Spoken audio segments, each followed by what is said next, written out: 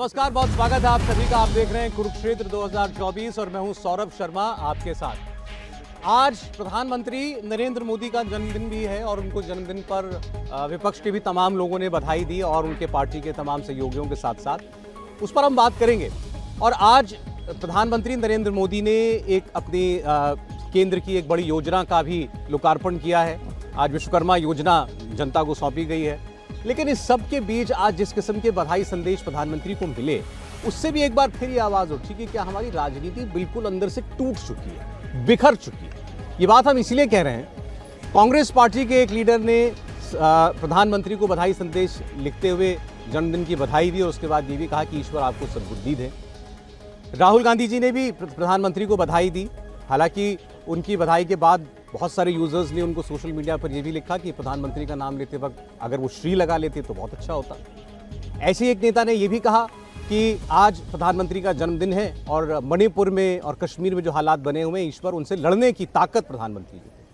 और साथ ही एक नेता ने यह भी कहा कि प्रधानमंत्री के तौर पर नरेंद्र मोदी आज अपना आखिरी जन्मदिन मना लें, क्योंकि अगले वर्ष वो पूर्व प्रधानमंत्री होने जा रहे हैं। तो इस सब में आप देख रहे हैं कहीं ना कहीं सियासत भी है और इस सियासत के पीछे हर पार्टी की अपनी कहीं ना कहीं कोई सोच और विचारधारा भी, उस पर हम बात करेंगे आगे। लेकिन उससे पहले एक नजर जरा इन सारे बयानों पर डाल लेते हैं, फिर उसके बाद चर्चा आगे बढ़ाते हैं। मैं मोदी जी को शुभकामनाएं देता हूं। देश के सामने मणिपुर से लेकर कश्मीर तक ऐसी समस्या है जिसका सामना करने के लिए मोदी जी को ईश्वर ताकत दे और उनको अच्छा आरोग्य मिले और उनको दीर्घायुष्य मिले, यह हमारी शुभकामनाएं। इस बार तो वो मना ले प्रधानमंत्री के रूप में, स्वस्थ रहें, प्रसन्न रहें, पर अगला जन्मदिन पूर्व प्रधानमंत्री।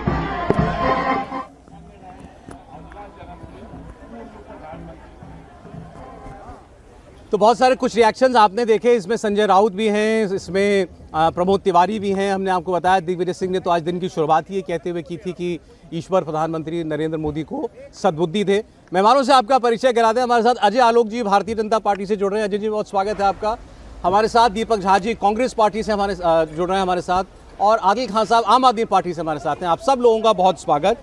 आज बड़ी नसीहतें मिली हैं प्रधानमंत्री को, शुभकामनाओं के साथ साथ अजय आलोक साहब उनकी सद्बुद्धि की कामना भी की है कुछ लोगों ने, और कुछ लोगों ने ये भी कहा है कि चलिए प्रधानमंत्री के तौर पर आखिरी जन्मदिन मना लें, अच्छे से मना लें, अगली बार तो फिर प्रधानमंत्री रहना नहीं है। जानते हैं सौरभ जी, आप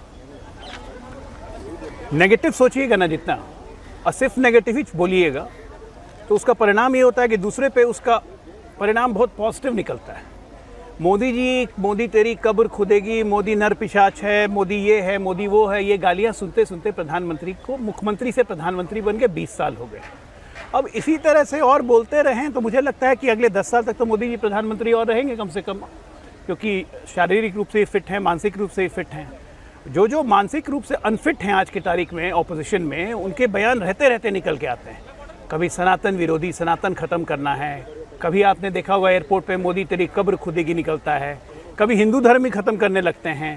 तो एक से एक ऐसे आते हैं। और आज तो प्रधानमंत्री जी का जन्मदिन है और जन्मदिन पे भी ऐसे ऐसे बयान देना, ये मानसिक कुंठा है साहब। इसके लिए क्या कर सकते हैं। चलिए, इनकी ये शुभकामनाएं भी हम सहर्ष दिल से स्वीकार करते हैं और आज इनकी आलोचना नहीं करेंगे। धन्यवाद।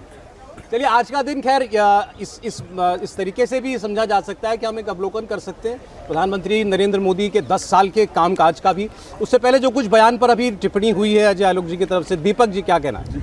देखिए, हमारे राष्ट्र के प्रधानमंत्री, इंडिया के प्रधानमंत्री नरेंद्र मोदी जी का जन्म है। मैं पूरे देशवासियों, विपक्ष की तरफ से उनको बधाई दूंगा।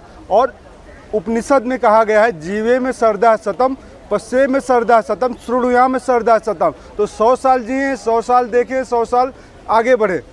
ये बात यहाँ पे आ गई बधाई की बात। जिन्होंने कहा कि भैया सद्बुद्धि देना, दिग्विजय सिंह जी उम्र में शायद प्रधानमंत्री जी से बड़े हैं और बड़ों का काम है आशीर्वाद देता। कहते हैं भैया जुग जुग जियो, खेलो कूदो और सद्बुद्धि दे, खूब पढ़ो लिखो। तो अगर ये कह दिया कि सद्बुद्धि दे, तो माँ शारदा, माँ सरस्वती से सद्बुद्धि की कामना किया है, किसी और चीज़ की तो कामना नहीं किया है। सनातन की बात करते, हिंदुत्व की बात करते, हिंदुत्व में, सनातन में सद्बुद्धि का कहाँ भैया नुकसान है, कहाँ इसका फायदा नहीं है, बताइए ना आप। तो आप लोग एक एजेंडा सेट करते हैं कि नरेंद्र मोदी जी के लिए आपने कुछ बोला तो उसका गलत ही मतलब निकालना है। मैं तो कह रहा हूँ 100 साल दिग्विजय सिंह कोई तारीफ कर रहे थे भैया, प्रधानमंत्री की, कहा कि सद्बुद्धि दे हमारे प्रधानमंत्री को और सद्बुद्धि दें, तो देश में 80 करोड़ लोग और आपने लगा दिया, उन्होंने नहीं लगाया था। नहीं, सद्बुद्धि दे आपने कहा कि दिग्विजय सिंह ने कमेंट किया कि नरेंद्र मोदी जी की जन्म शुभकामनाएं और सद्बुद्धि आपने कहा, तो सद्बुद्धि का मतलब क्या होता है? ये तो अच्छी चीज है रे, हम तो शास्त्रों में सद्बुद्धि की कामना करते हैं। अभी आप कह रहे थे प्रधानमंत्री शतायु हो, बिल्कुल तो, अभी भी कह रहे हैं तो प्रधानमंत्री के तौर पर अभी मतलब काफी कई बार काम करना है। नहीं, प्रधानमंत्री व्यक्तिगत की बात हो रही है, व्यक्तिगत जन्मदिन है। प्रधानमंत्री राष्ट्र के हो सकते हैं, तो प्रधानमंत्री तो 9वां कार्यकाल है ना, तो 9वें कार्यकाल के लिए हम उनको बधाई देंगे। 26 मई को दिया था, वो अलग बात हो जाएगी। लेकिन व्यक्तिगत आपने चर्चा किया है, नरेंद्र मोदी जी की चर्चा किया है, नरेंद्र मोदी जी के जन्मदिन की चर्चा किया है, तो नरेंद्र मोदी जी को मैं बधाई दूंगा कि शतायु हूँ। लेकिन जब प्रधानमंत्री पे आएंगे, उनके कार्यकाल पे आएंगे, तो हम उस पर बहस करेंगे, उस पर चर्चा करेंगे कि देश को बंटाधार किया है, कहाँ देश को पहुंचाया, 80 करोड़ लोगों को आपने किस तरीके से मुफ्त का राशन देके और फ्री की रेवड़ी की जो खुद मोदी जी भाषण देते हैं, तो वो खुद दोहरा चरित्र दिखा देता है हमारे प्रधानमंत्री का, व्यक्तिगत नरेंद्र मोदी जी का नहीं, तो प्रधानमंत्री का। आपने कहा शतायु हो, लेकिन सद्बुद्धि की भी जरूरत है। आज तो मेरा काम दीपक जी ही कर रहे हैं, मुझे लग रहा है। इन्होंने कहा प्रधानमंत्री जी का 9वां कार्यकाल है, भगवान करे प्रधानमंत्री जी का 9वां कार्यकाल हो, ये तो दूसरा कार्यकाल का 9वां वर्ष है, लेकिन उन्होंने 9वां कार्यकाल कहा, इसके लिए उनको बधाई। 80 करोड़ लोग को भोजन देता है, इन्होंने कहा, उसके लिए भी बधाई। तो मेरा काम तो आजकल वही कर रहे हैं, लेकिन एक काम आप और करिए दीपक जी, जरा दिग्विजय सिंह जी से पूछिए उनको सद्बुद्धि कब आएगी। ओसामा को ओसामा जी बताने वाले, आतंकियों की पैरवी करने वाले, हिंदुओं को गाली देने वाले दिग्विजय सिंह जी 78 वर्ष की उम्र के हो गए, प्रधानमंत्री से भी बड़े हैं, उन्हें सद्बुद्धि कब देगी, ये भारत की जनता जानना चाहती। देखिए अजय जी 10 सेकंड दीजिएगा। अच्छा, बोलिए बोलिए। देखिए सद्बुद्धि इसलिए कहा गया है कि दे भगवान कि नरेंद्र मोदी जी अगली बार विदेश में जाएं, फिर दुनिया में ये ना कहें कि भारत में पैदा होना शर्म की बात थी, ये सांप सपेरों का देश था। अरे हिंदुस्तानी सनातनी देश था भैया, पहले से सनातन था। यहाँ सांप की भी पूजा होती है, नाग पंचमी में सांप की भी पूजा होती है, तो सांप सपेरे की पूजा करता था देश। इसमें अगर आपको अपने अतीत से शर्मिंदगी महसूस होती थी, इसलिए दिग्विजय सिंह जी ने कहा ऐसे व्यक्ति को ऐसा बयान नहीं देना चाहिए जो सत्ता के शीर्ष पे बैठा है, इसलिए सद्बुद्धि दे। सनातन बेकार धर्म है, आप कह रहे हैं सनातन वाला देश है। अरे आपके इंडिया अलायंस के आपके दोस्त डीएमके कहते हैं सनातन को खत्म कर देना चाहिए। देखिए ये मलेरिया है, ये टाइफाइड है, ये डेंगू है, ये कोरोना है, आप सनातन की बात कर रहे हैं। नेशनल डिजास्टर लाइन क्या है ये? नेशनल डिजास्टर के जो प्रवक्ता है यहाँ पे 38 दलों का जो गठबंधन कर रखे, नेशनल डिजास्टर अलायंस से सर्टिफिकेट नहीं लेना है कि सनातन क्या है, हिंदू क्या है। प्रधानमंत्री के तौर पर नरेंद्र मोदी के 9 साल के कामकाज पर हम आगे अब बात करते हैं। जी आदिल खान साहब, आज मौका है, बात की जा सकती है कि भाई 9 वर्षों में देश को क्या मिला, प्रधानमंत्री का कामकाज कैसा रहा। उन्होंने अभी जैसा कि अजय आलोक साहब कह रहे थे कि अभी तो कम से कम 10 वर्ष उनको लगता है कि प्रधानमंत्री के तौर पर और काम करना है नरेंद्र मोदी जी को, और अगले 5 वर्ष तो प्रधानमंत्री खुद ही कह चुके हैं कि अगला टर्म आने ही वाला है।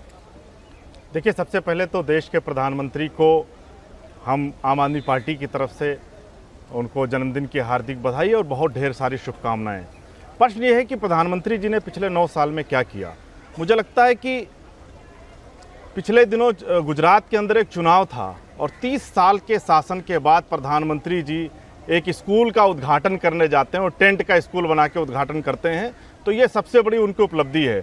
पिछले 9 साल में प्रधानमंत्री जी ने सिर्फ 3 काम किया, विदेश में घूमना, विदेश में जाकर अपनी चर्चा करना, अपनी तारीफ करवाना। जब देश में होते हैं तो देश में किसी राज्य में जाकर चुनाव लड़ना, और जब कुछ समय बचता है तो अपने पूंजीपति मित्रों को इस देश की संपत्तियों को बेचना। ये 3 काम उन्होंने प्रमुख तौर पर किया। उसके बाद इस देश के अंदर 45 साल में सबसे ज़्यादा बेरोजगारी हिंदुस्तान को दिया, ये प्रधानमंत्री मोदी जी ने किया।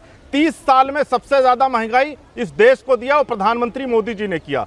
इस देश की संपत्तियों को बेचना, देश के आप देखिए कि महिला खिलाड़ियों को भारतीय जनता पार्टी के सांसद अभद्रता करते हैं और प्रधानमंत्री जी उनको गले लगाते हैं, ये प्रधानमंत्री मोदी जी ने किया। जितने भी वायदे किए थे, जितने भी गारंटियां प्रधानमंत्री जी ने दी थी, हर एक वादे और हर एक गारंटी प्रदेश के प्रधानमंत्री फेल हुए हैं। चाहे वो महिला सुरक्षा की बात हो, चाहे वो महंगाई की बात हो, चाहे रोजगार देने की बात हो, चाहे इंडिया को आगे ले जाने की बात हो। तो मेरा अपना मानना है कि प्रधानमंत्री जी का जो 9 साल है वो पूरी तरीके से फेल है। इस देश के लोग शिक्षा की बात कर रहे हैं, इस देश के लोग रोजगार की बात कर रहे हैं, इस देश के लोग महंगाई से राहत की बात कर रहे हैं। प्रधानमंत्री जी अडानी और अंबानी को 9 साल टोटल फेलियर आपके साथ, निश्चित तौर पर पूरी तरीके से फेल। जवाब अब मैं बताइए ऐसे पार्टी को क्या जवाब दूं जो दिल्ली की शराब जाके तेलंगाना में बेचते हैं, खुद घोटाले में फिर जेल भी चले जाते हैं मंत्री, और उसका कहते हैं प्रधानमंत्री ने देश की शराब देश की संपत्ति बेच दी। पूरे दुनिया की सबसे बड़ी भ्रष्ट पार्टी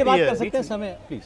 और दूसरी बात, दिल्ली का क्या भट्टा बैठाया है, इसमें तो कोई शक ही नहीं है। अभी हाल की बाढ़ लोग भूले नहीं है, और बाढ़ में लोग अभी पूछ रहे हैं कि यमुना में जो 2500 करोड़ गए, यमुना जी पी गई कि कोई और पी गया, उसकी जांच अलग चलेगी। क्या बनाया है तो अपने दाहिने तरफ देखिए सुभाष चंद्र बोस की मूर्ति मिलेगी, और बाईं तरफ देखिए नया संसद मिलेगा जो भारत की गरिमा को स्थापित करता है। उससे भी दिक्कत है, बहिष्कार किया था ना इसी संसद का। कल आएंगे कि नहीं?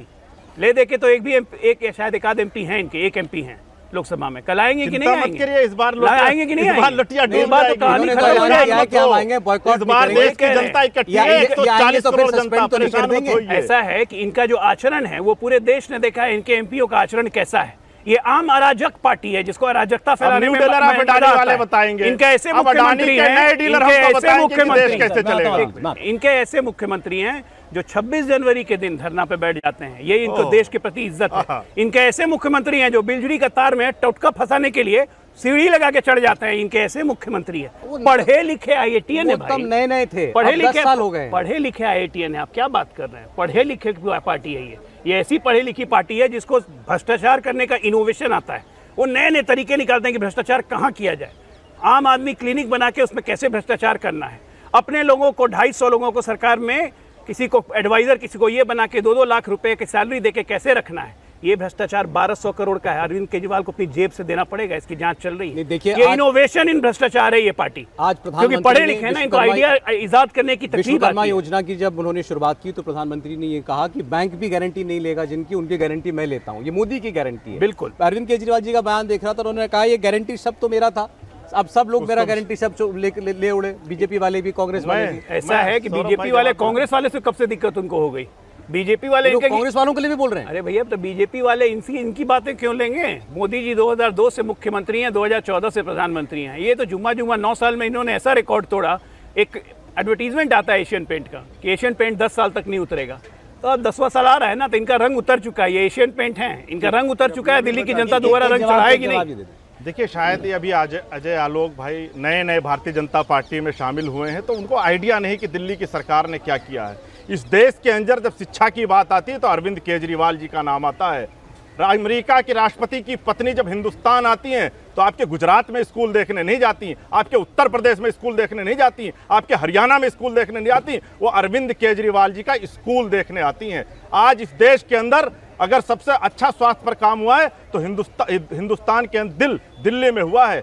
आज UN के जो महासचिव हैं वो हिंदुस्तान आते हैं तो मोहल्ला क्लिनिक अरविंद केजरीवाल जी का देखने आते हैं। आप क्या बात करते हैं? अरे महिलाओं को क्लिनिक की पोल तो गुंडू राव ने खोल दी थी, कांग्रेस के स्वास्थ्य मंत्री ने। यात्रा भूल गए क्या? मुफ्त पानी मुफ्त। उसके बाद राव जी ने खोली थी मोहल्ला क्लिनिक की पोल, कांग्रेस के मंत्री थे। 70,000 करोड़ कर दिया जाता है। आप क्या बात करते हैं? उस वक्त मुंह में नहीं जम गया था। दिल्ली के अंदर, पूरे देश के अंदर सबसे कम महंगाई है। आपके अंदर हिम्मत है तो अपने किसी प्रदेश में महंगाई कम करके दिखा दो।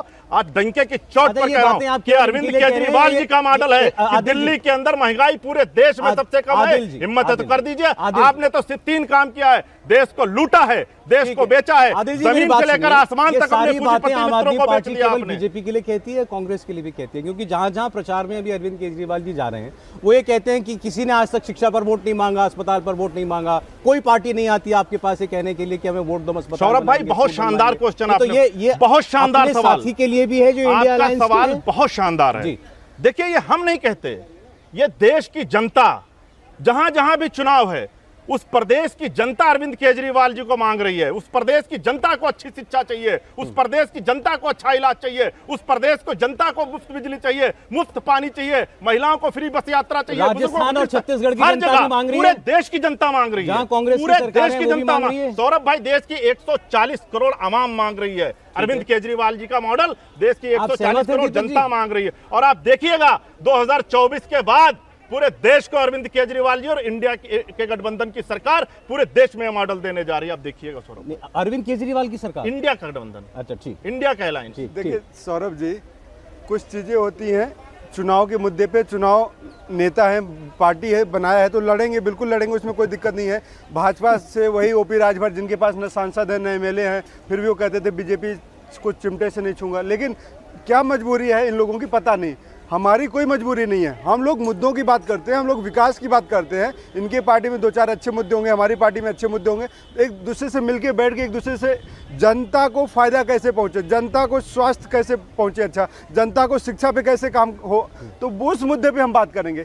पूरे देश ने देखा मोदी जी किस तरीके से अपने पलटू राम है, ये अजय आलोक जी पलटू राम एक शब्द इस्तेमाल करते, शायद वो अपने लिए इस्तेमाल करते थे, क्योंकि एक पार्टी से पलट को दूसरी पार्टी में आ गए, व्यक्तिगत नहीं है, पार्टी की बात है। तो नरेंद्र मोदी जी ने अभी बड़ा अच्छी बात कही थी कि हम अमेरिका से आने वाले सेब पे 100% इम्पोर्ट ड्यूटी करेंगे। अभी नरेंद्र मोदी जी ने कहा था, जब मुख्यमंत्री होते थे तब से लेकर अब तक कहते आ रहे थे, लेकिन इस G20 की बात क्या नरेंद्र मोदी जी के ऊपर चमत्कार हुआ, 70% इम्पोर्ट ड्यूटी थी उसको घटा के 15% कर दिया। ऐसी कौन सी मजबूरी थी, ऐसा कौन सा दबाव था कि हमारे देश के किसानों की आपने कमर तोड़ दिया, हमारे देश के किसानों की सेब की फसल बर्बाद कर दी। मंत्री की बात सुन रहा था, उन्होंने कहा कि कोविड के काल में बहुत हाई इंपोर्ट ड्यूटी हमें करनी पड़ी थी अपने किसानों के को थोड़ी प्रोटेक्शन देने के लिए, अब उसको रैशनलाइज किया।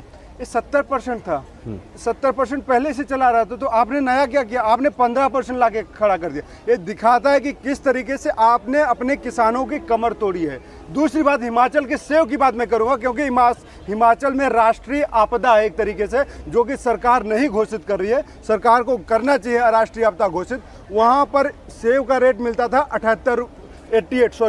88 रुपए किलो मिलता था, लेकिन उसको घटा के आपने 72 रुपए पे लेके आ गए अपने मित्रों को फायदा पहुंचाने के लिए। तो देश देख रहा है कि आप किसानों से सस्ता खरीदोगे और लोगों को महंगा बेचोगे तो फायदा किसका होगा। एक व्यक्ति की कंपनी है जो सेब खरीदता, जनता महंगे रेट पे खरीदेगी। आपके दोनों की बातों का तो मुद्दों की बात करेंगे, मोदी जी से मुद्दे पे सवाल करेंगे, व्यक्तिगत कोई मोदी जी से लेना देना नहीं है, राष्ट्र की बात करेंगे, मोदी जी से सवाल करेंगे। मैं ये बात कहता हूँ कि जब हिमाचल में आपदा आई थी तो कहाँ थे ये सोनिया गांधी, कहाँ थी ये प्रियंका गांधी जो वोट मांग रही थी। राहुल गांधी तो खैर यात्रा कर रहे थे, तो हिमाचल गए ही नहीं। ये लोग कहाँ थे जब आपदा आई थी? एक मिनट, मुख्यमंत्री सुक्खू जी के साथ कोई खड़ा हुआ तो वो अनुराग ठाकुर और हमारे राष्ट्रीय अध्यक्ष JP नड्डा, प्रधानमंत्री जी ने 5 बार फोन करके हर संभव मदद का आश्वासन दिया और मदद भी दिया। जहां तक रही इस देश के किसानों की बात, तो किसानों के लिए महाराज आपने किया क्या है? हाँ? खाली फर्जी कर्जा माफ 60,000 करोड़ एक बार मनमोहन सिंह के टाइम में, और 60,000 करोड़ में से 20,000 करोड़ ऐसे लोगों के पास गए जो कभी किसान थे ही नहीं। ये आपने कर्जा माफ किया। और यहाँ पर किसान सनत निधि के तहत हम लोगों ने किसानों के अकाउंट में 9 लाख 12 लाख करोड़ अभी तक ट्रांसफर कर चुके हैं। एग्रीकल्चरल बजट साहब, अरे बीच में बोल के क्या फायदा होगा। एग्रीकल्चरल बजट इसी 9 साल में 2 बार बढ़ाया, दुगना से ज्यादा बढ़ाया एग्रीकल्चरल बजट। आज तक कभी आपने किसानों की सुध ली? नीम कोटेड यूरिया क्या होता था आपको समझ में नहीं आता था, क्योंकि आप भी पढ़े लिखे लोगों की पार्टी हो गए थे ना। आज नीम कोटेड यूरिया के कारण यूरिया की कालाबाजारी बंद हो गई, तो उसमें भी आपको दिक्कत थी, क्योंकि वहां से भी कांग्रेस को पैसे खाने थे। आपको मतलब क्या है? और एक मिनट, पंजाब के किसानों का क्या हाल हो रहा है ये देश देख रही है, ये देश देख रहा है। ये आपके जो नहीं आम आदमी पार्टी गई है, वो किस किसानों की मदद कर रही है? खालिस्तानी कैसे सक्रिय हो रहे हैं पंजाब में, वो भी दिख रहा है। और आप लोग दोनों बैठ के यहाँ पे नींद नहीं निकालेंगे। ये दोनों चोर मौसेरे भाई हैं, लेकिन अभी दोनों में कंपटीशन लगा है। दीपक जी, दो एक दूसरे से आगे कैसे बढ़ेंगे आपकी? अच्छा, अब आप लोग हमारे कहने पर इतनी दूर आए आउटडोर हमारी लोकेशन पर, मैं आप लोगों का धन्यवाद करूंगा। कार्यक्रम यही बीच में आज थोड़ा कम समय रहा, क्योंकि आज एक अच्छी खबर है, क्रिकेट की जगत से अच्छी खबर आई। भारत ने एशिया कप में जीत हासिल की है और बड़ी जबरदस्त जीत है। पूरे भारतीय टीम को बधाई। 10 विकेट से भारत एशिया कप जीता है। तो बहुत बहुत शुक्रिया अजय आलोक साहब, आदिल खान जी, दीपक जी, बहुत धन्यवाद आप लोग जुड़े हमारे साथ। इंडिया टीवी हर वक्त हर जगह डाउनलोड करने के लिए सर्च करें India TV news Google play store या ऐप स्टोर पर।